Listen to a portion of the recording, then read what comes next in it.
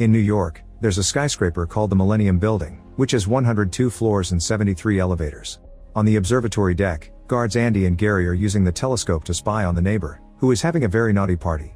As it starts to rain, the guards go back inside before some lightning causes the power to fail for a second. While Andy goes to the bathroom, Gary notices his watch acting weird at the same time the elevator opens. As thunder continues to crash outside, Gary struggles with the elevator doors because they refuse to stay open. Suddenly Gary's flashlight turns on by itself, and when he tries to turn it off, the elevator doors shake along with his hand. At that moment the doors close and Andy hears Gary scream, so he immediately goes back. He finds Gary holding a destroyed flashlight and blaming the elevator, which he is afraid of now. Andy thinks it's nonsense and forces him to come along. The next day, a group of pregnant women finish their yoga class and get in the elevator. They notice it's going down faster than usual when suddenly the box sparks and stops. The guards hear the alarm and point out it's the third time this week that this happens, but they never find anything wrong with the elevator. In just a second the alarm shuts down and the guards assume the elevator is working again, so they don't call maintenance. However, the elevator is still stuck, and when the women try to press the emergency buttons or use the emergency phone, nothing happens. Their own phones have no signal either, so the women have to wait. Eventually the guards get a call from another tenant saying the elevator isn't working, which surprises them because the lights on their computer are fine. In the elevator, the women are starting to lose their patience because it's getting too hot and hard to breathe. When maintenance finally arrives, the guards cut the power so the technicians can force the door open, but not even the key works. Meanwhile, the women activate a very loud alarm by accident and at least 2 of them start having contractions. In just a few minutes, all the women are feeling the contractions and one of them even starts giving birth. The maintenance team announces the doors are stuck, so a guard arrives with an axe, desperate to help because one of the women is his wife. A technician thinks it's too dangerous and tries to stop him, so they end up fighting on the floor. At that moment the elevator starts going down really fast even though the power is still out. When the elevator makes it to the lobby, the guards run to open it and are shocked to find actual babies inside. Meanwhile, technicians Jeff and Mark stop at a diner to have breakfast and Mark calls out a rude man for mistreating the waitress. The man responds by punching Mark, throwing him at a table before leaving. Their breakfast is interrupted when they get a call from their boss telling them to go to the Millennium Building to fix the elevator. At the same time, reporter Jennifer is sent to the Millennium Building to cover the incident with the pregnant women, who are now being taken away in ambulances. Jennifer tries to ask the mothers some questions, but the cops forbid it. When Mark and Jeff arrive, they're told about the elevator issues and manager Milligan wants them to get it fixed quickly because he's afraid of getting sued. Mark and Jeff are then taken to the engine room on the roof. While the duo checks the engine, they chat about a mechanic who recently self-deleted, which is strange because he'd seemed very happy. The guy thinks the engine may have been hit by lightning, but Jeff considers the idea ridiculous. A few hours later, the duo is done checking everything yet couldn't find anything wrong, so they just leave. In the meantime, a blind man is at the hairdresser's, who secretly gave him green hair. It turns out he uses being blind as an excuse to get too handsy with her, so this was her revenge. When he and his guide dog get in the elevator, he chooses to go down, yet the elevator starts going up. It doesn't stop until floor 91, which is still under construction and currently empty, meaning nobody could have called it. The man presses a bunch of buttons but the elevator doesn't work, so they come out. The doors immediately close and the elevator goes down without them. The man calls for another elevator, which causes the dog to growl. The elevator goes up at great speed and when the screen announces floor 91 the doors open, but there's no box. The dog barks to warn his owner, who takes a step anyway and falls. He manages to hold onto the edge and the dog tries to pull him out, but the weight is too much and they both end up falling into the shaft. Later at night on floor 44, Andy and Gary are stealing some whiskey when they get a call from the security camera guys. They explain an elevator is quickly going up but there isn't supposed to be anybody in the building at this hour. Eventually the elevator stops and the doors open, but nobody comes out. Gary and Andy try to check on it, but Gary accidentally bumps against a statue and the noise causes the elevator to close the doors and leave. The duo runs downstairs and finds the elevator open again on floor 40, but it closes as soon as they come closer. The little screen announces it's going back to floor 44, yet when Gary's flashlight starts malfunctioning, the doors open even though there is no box behind them. Andy takes a look inside and finds the dead guide dog hanging on a metal beam. At that moment the doors close, capturing Andy by the neck. Gary tries to help him out but the doors are stuck. Suddenly the elevator box starts coming down and pushes Andy down until he gets decapitated against the edge. The next day the Millennium Building closes all the elevators down, which leaves hundreds of tourists stranded outside. The press isn't allowed inside and the cops refuse to share any information. Milligan has a meeting with the assigned detective, who explains they've checked the security cameras but they can't find any intruders in the building. Mark and Jeff are called to check on the elevators again, but Mark is going through a hangover and runs to the bathroom to throw up. Suddenly he's found by Jennifer, who is pretending to be a cleaning lady but Mark can tell she's a reporter. She takes a picture of him and asks him questions, but Mark refuses to answer. When he leaves the bathroom, Jennifer tries to follow him, only for the guards to kick her out. Afterward, Mark and Jeff report to Milligan, telling him they didn't find anything. With the detective's support, Milligan announces they'll open the elevators again. The next day when Mark goes to work, all his friends mock him because of something on the news. A confused Mark is called to his boss's office, who is furious because the newspaper has printed Mark's picture with a clickbait title. Jennifer quoted a sarcastic comment Mark made about elevators, and now the police considers him a suspect too. Mark is also shocked to learn he's been assigned a new partner.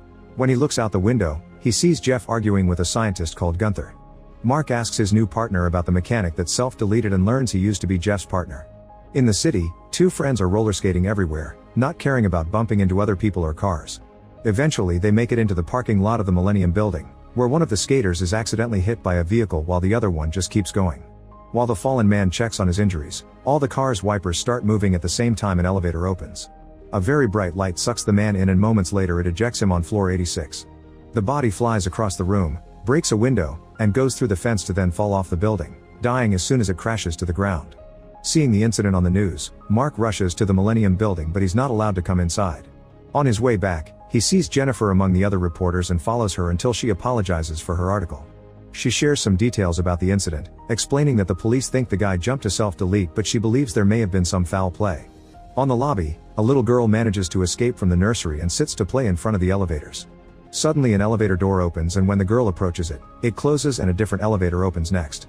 This goes on for a while, and the girl has lots of fun running from one door to the other.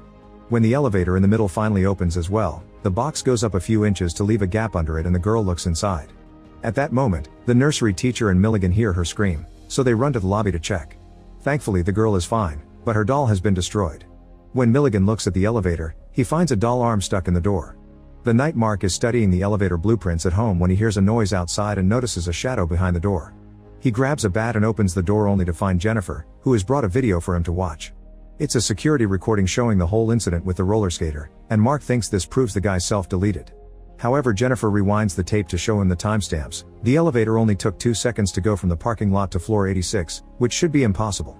Mark finally agrees something fishy is going on and brings Jennifer along to visit Jeff, who hasn't been answering his phone. Jennifer asks him to watch the tape, only for Jeff to freak out and yell at them before leaving in the van. This isn't usual behavior, and when Jeff's wife comes out of the house, she confirms Jeff hasn't been himself lately. Jennifer and Mark leave and decide to have dinner together, during which Jennifer admits she thinks the elevator is haunted. After dinner, they go to Jennifer's office and use her computer to search information on Gunther, since he's the one who designs the elevators for the company.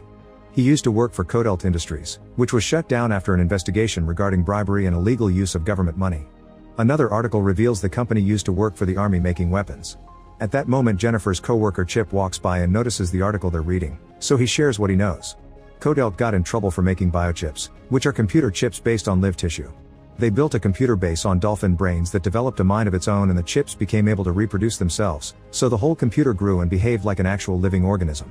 However, nobody knows what happened to it. Chip never heard the name Gunther, but he agrees to help them look for information. On their way home, Jennifer tells Mark she believes the elevator is haunted. The next day, Milligan gets in the elevator and some blood drops fall on his shoulder. When he looks up, he finds the hatch open. Suddenly the elevator stops and Jeff's dead body falls through the hatch. A terrified Milligan crawls out, but soon more employees see the body too. Mark receives a call with the terrible news, so he and Jennifer rush to the press conference to get some details. To the duo's shock, Gunther is sitting on the table with Milligan, the detective, and Mark's boss. The detective explains Jeff had been a suspect and now they're sure he was involved in all the incidents. He also claims that the police received a note from the murderer. Mark can tell he's lying, but when Jennifer tries to ask Gunther about the biochips, he stops her because he thinks knowing that would make them look like suspects too. The duo leaves the building and Mark theorizes that the police are helping Milligan covering it all up. He also tells Jennifer about Jeff's previous partner, saying he's starting to think the self-deletion story had been a lie too. They go to Jeff's house to look for clues, but the police has already taken everything. Jeff's wife points out that he died the same way as his partner, which confirms the self-deletion story was a lie. Next, Jennifer and Mark visit Jeff's partner's widow, but she won't open the door, so Jennifer picks the lock. When the duo comes inside, they find a creepy altar dedicated to the dead guy. The widow finally agrees to talk and explains her husband was killed when they left him bleeding inside the building for 3 days. She thinks his spirit is still around and will only find peace when he gets his revenge. At the Millennium Building, a large group of people get in the elevator, which starts going up very fast and doesn't stop on any of the floors the tenants chose. Soon everyone starts crying or yelling in panic, and a child wets his pants. Suddenly the floor opens and a bunch of people fall to their deaths. Some of them manage to hold on, but the elevator is going too fast and one by one they start falling too. The elevator never stops and eventually bursts through the roof, destroying half of the engine room. This time the incident reaches the White House and the president appears on a press conference saying all the elevator deaths were an act of terrorism. At the same time the boss of the elevator company meets with Gunther and tells him that since he created this monster, now his responsibility is to kill it. Back to the Millennium Building, the police are showing up with more men than usual as part of an official operation. Jennifer arrives driving Jeff's van while Mark hides in the back. She pretends to be a company employee delivering elevator materials related to the investigation, but the cops still want to search the van. At that moment she gets a call from Chip, who tells her that biochips are still an ongoing project and now they're using humans instead of animals. The police get tired of Jennifer buying time and force her to hang up before locking her up in a room. Meanwhile Mark gets out of the van without being seen and enters the building by hiding underneath a police truck. While the cops keep bringing in boxes of ammo and explosives, Mark carefully sneaks around and uses his master key to open a service elevator, jumping on top of the box right before the cops use it to reach the last floor. Once the way is clear, Mark takes the stairs to the roof and dodges a few cops before entering the engine room. There he uses his key again to activate one of the main elevators, which is seen by the guards on the main computer. After grabbing a lamp, Mark goes back to the last floor and rushes into the main elevator right before the cops could see him. At first it doesn't move, but when Mark touches the hatch, the elevator immediately starts going down pretty quickly. Using the buttons does nothing, so Mark forces a short on the elevator to finally make it stop. Next Mark climbs on top of the elevator box and uses the buttons there to control it. He goes up a few floors and makes the elevator stop when he notices a mysterious message on the wall written in blood. Mark checks inside a hole and is startled when a bird flies out, but there's nothing else so he starts going up with the elevator again. A few floors later, he finds a strange white substance on another hole and sparks on the cables above. When he tries going higher, the police make it to the engine room and deactivates the elevator, so now Mark has no choice but climb up using the cables. He discovers a compartment in the wall and forces it open, which makes the box in the engine room shake and spark too. Inside the compartment he discovers the large glowing biochip and doesn't hesitate to stab it multiple times. At the same time the elevator box in the engine room catches on fire and starts going down. The biochip hasn't died yet so Mark keeps on stabbing.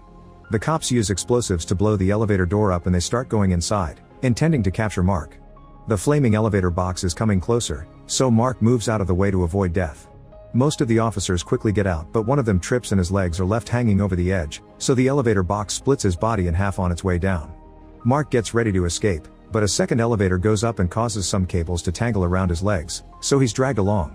Using all his strength, Mark manages to untangle the cables and jumps off right before the elevator crashes against the engine room.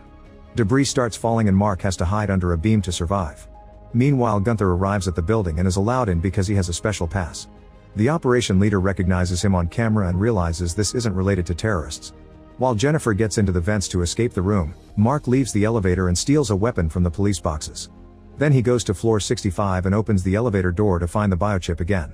He gets ready to shoot only for Gunther to appear next to him with a gun. Mark quickly disarms him and a fight ensues during which Gunther tries to kick Mark down the elevator shaft. Gunther almost wins the fight but it's interrupted by Jennifer, who grabs the gun and forces Gunther to surrender. Mark uses the chance to grab the cop's weapon again, but Gunther blocks the door to protect his precious creation.